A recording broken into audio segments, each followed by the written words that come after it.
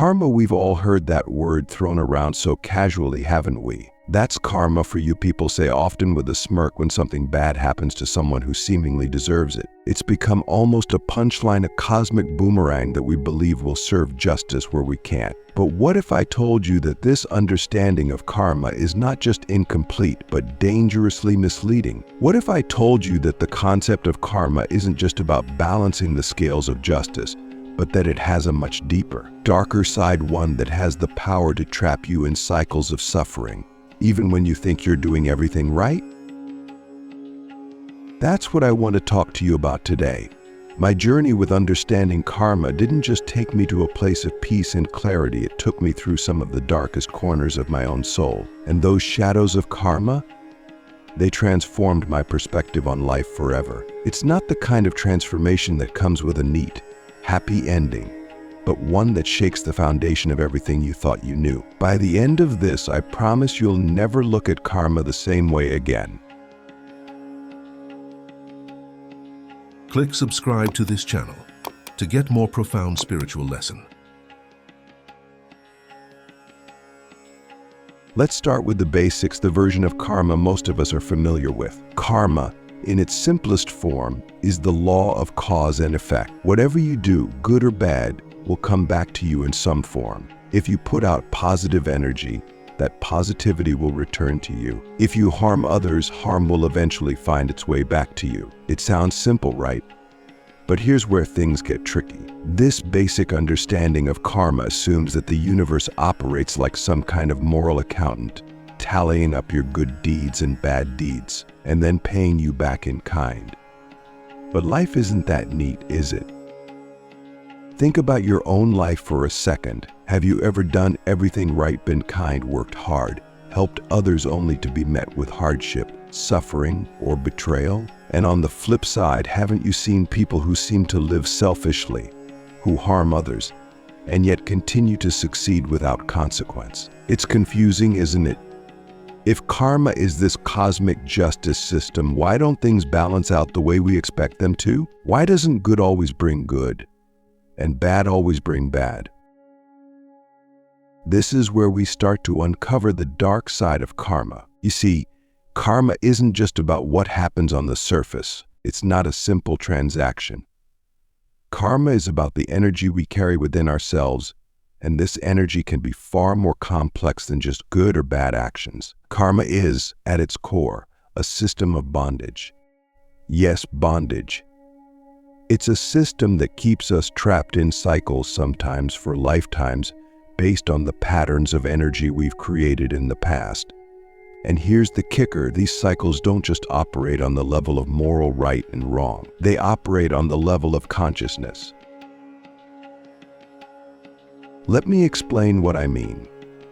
Every action you take, every thought you think, every emotion you feel creates an energetic imprint. This imprint doesn't just disappear once the action is over. It sticks with you like a seed planted in the soil of your consciousness. Over time, these seeds grow into patterns of behavior, patterns of thought, patterns of emotion. These patterns become habits, and those habits shape your reality. This is karma at work, but not in the simplistic way we usually think of it. Imagine, for example, that you've gone through life with the belief that you're unworthy of love. Maybe this belief started in childhood because of how you were treated by your parents or peers. Over time, this belief became a seed, and that seed grew into a pattern of attracting relationships that reinforce your sense of unworthiness. You find yourself in toxic relationships, or maybe you sabotage the good ones. And here's where karma gets tricky, because even though you might consciously want love and happiness, the karmic pattern of unworthiness keeps you trapped in cycles of suffering. It's not about punishment, it's about the energy you carry within you. But here's the truly dark side of karma. Sometimes we don't even know we're carrying these patterns. We think we're doing everything right on the surface, but deep down we're still operating from karmic wounds that haven't healed. Maybe you're trying to be a good person, giving to others, helping wherever you can. But if you're doing these things from a place of seeking approval or validation, rather than from a place of genuine love and compassion, You're still stuck in a karmic loop. You're still creating karma, even when you think you're doing the right thing. And this is what changed my life forever. I realized that karma isn't just about my actions, it's about my consciousness. It's about the energy behind my actions, the intention behind my choices. And more often than not, those intentions were rooted in fear, insecurity, and a need for control. I wasn't creating positive karma, I was creating more bondage. I was keeping myself stuck in patterns of fear and scarcity, even while trying to live a good life. So let me ask you, how much of your life is driven by unconscious karma? How much of your suffering is self-inflicted, not because you've done anything wrong, but because you're operating from unhealed wounds, unconscious beliefs, and karmic patterns you haven't yet recognized? This is the real dark side of karma. It's not about punishment or reward, it's about the ways we keep ourselves trapped in cycles of suffering, even when we think we're doing everything right. But here's the good news. Karma isn't a life sentence. It's not something you're doomed to repeat forever. Yes, it's a system of bondage, but it's also a system of liberation. The key to breaking free from karma lies in awareness of the patterns you're carrying, awareness of the energy behind your actions. Once you become aware of your karmic patterns, you have the power to change them. You have the power to stop creating more karma and start dissolving the karma you've already accumulated. This is where the real work begins. It's not enough to just be a good person on the surface. You have to do the inner work. You have to confront your own shadows, the parts of yourself that you've been avoiding or denying. You have to take responsibility for the energy you're carrying, even if it's painful, even if it means facing your deepest fears and insecurities. Because here's the truth, if you don't face your karma, it will keep running your life from the shadows. It will keep you stuck in cycles of suffering, no matter how hard you try to escape. But when you do face your karma, when you bring those unconscious patterns into the light of awareness, something incredible happens. The cycle breaks. The energy shifts. You stop being a victim of your past, and you start becoming the conscious creator of your future. This is the true power of karma. It's not about punishment or reward, it's about evolution. It's about your soul's journey toward greater awareness, greater love, greater freedom. So let me ask you again, are you ready to face your karma? Are you willing to look at the parts of yourself that you've been avoiding, the patterns that have been keeping you stuck? Are you ready to stop blaming the universe for your suffering and start taking responsibility for the energy you're putting out into the world? Because that's the only way to break free. That's the only way to truly transform your life. We ended on a powerful question. Are you ready to face your karma? It's a bold invitation, isn't it? But here's the thing, facing karma isn't just about recognizing the obvious patterns in your life. It's not just about seeing where you've done wrong and trying to do better. It goes much deeper. It's about recognizing the hidden contracts you've made with life itself, contracts you never consciously agreed to, but that you've been living under for years, maybe even lifetimes. Let me explain what I mean by contracts. These are the unconscious agreements we've made with ourselves, with others, with the universe. They're the beliefs, assumptions, and expectations that shape our reality, often without us even realizing it. And many of these contracts are karmic in nature. They were formed in response to past experiences, maybe in this life, maybe in previous ones. But they are powerful, and they keep us locked into cycles of behavior, relationships, and situations that feel out of our control. Here's an example. Imagine someone who grew up in a household where love was conditional based on achievement, status, or approval. Over time, this person unconsciously formed a contract with themselves. I must achieve in order to be loved. I must prove my worth in order to be accepted. This belief becomes a karmic pattern, and it drives their entire life. They overwork. They push themselves to the brink. They sacrifice their health and happiness, all in pursuit of love and approval that never truly satisfies.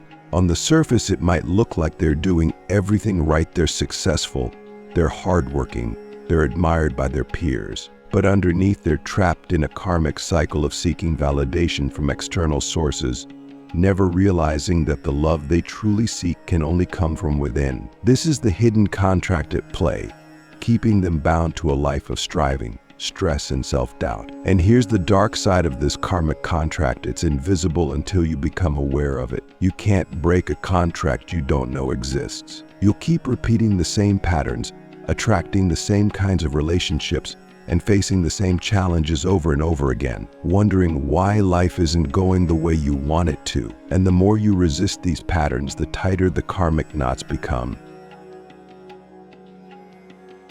So how do you begin to identify these hidden contracts? How do you bring them into your awareness so that you can start to break free? It all starts with one simple question. Where in your life do you feel stuck? Where do you keep hitting the same walls, facing the same frustrations, or feeling the same sense of limitation? These are the areas of your life where karmic contracts are likely at play. Think about it for a moment. Is there a recurring theme in your relationships? Do you find yourself constantly attracting the same types of people, the same dynamics, the same issues? Is there a pattern in your career where no matter how hard you work, you never feel truly fulfilled or valued? Or maybe it's an internal pattern, a feeling of unworthiness, fear of failure, or a need to control everything around you. These are clues. They are the breadcrumbs leading you back to the karmic contracts that are shaping your reality.